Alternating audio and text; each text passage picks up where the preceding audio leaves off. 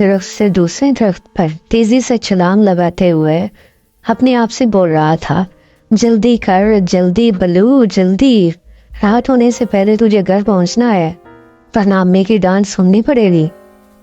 بچاؤ بچاؤ، ارے کوئی ہے جو میری مدد کرے، مجھے اس گڑھے سے باہر نکالے۔ اچانک بلو بندر کے کانوں میں آواز آئی۔ بلو آواز کی سمت پڑا اور ادھر ادھر دیکھنے لگا، مگر اسے کوئی نظر نہیں آیا۔ اچانک اس کی نظر گڑھے کی طرف گئی تو وہاں ایک شیرنی پھنسی ہوئی تھی۔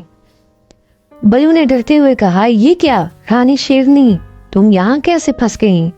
مجھے نہیں پتا بلو بھائی، میرے بچے بھوکے تھے، میں تو جلدی جلدی جا رہی تھی، اس گڑھے پر بہت سارے پتے پڑے ہوئے تھے، میں نے جو ہی یہاں چھلانگ ماری تو ایک دم سے میں اس گڑھے میں گر گئی۔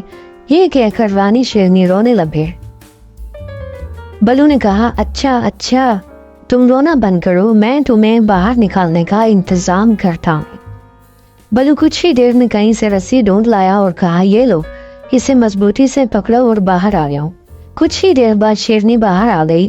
جیسے ہی شیرنی باہر آئی، بلو ڈر کے مارے درخت پر چڑھ گیا کہ کہیں شیرنی اسے ہی نہ کھا جائے۔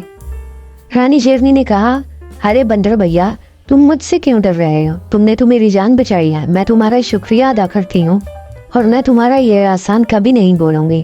آج سے ہم دوست ہیں، تمہیں جب بھی میری ضرورت پڑے گی میں ضرور تمہاری مدد کروں گی۔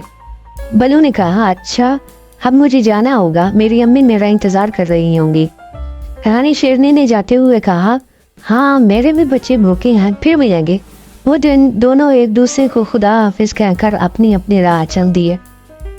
کئی دن ایسے ہی گزر گئے، دونوں کی آپس میں ملاقات نہیں ہوئی، مگر ایک روز رانی شیرنی نے واقعی اپنے دوست کے احسان کا بدلہ چکایا۔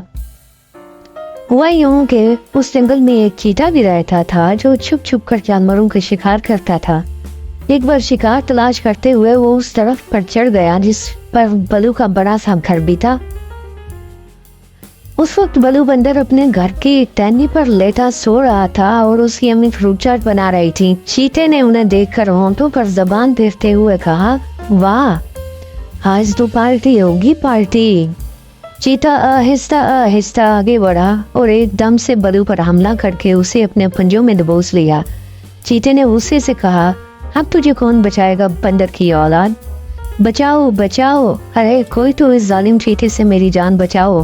بلو چلا چلا کر مدد کے لیے پکارنے لگا۔ اچانک خود کو چھڑانے کی کوشش میں اس کی ٹانگ پھسل گئی اور وہ سیدھا نیچے جا گرا۔ چیتا بھی فوراً چھلانگ مار کر نیچے آ گیا اور آہستہ آہستہ بندر کے پاس آتے ہوئے کہنے لگا، اب تو تمہاری ٹانگ بھی ٹوٹ گئی، بھاگ بھی نہیں سکتے تم۔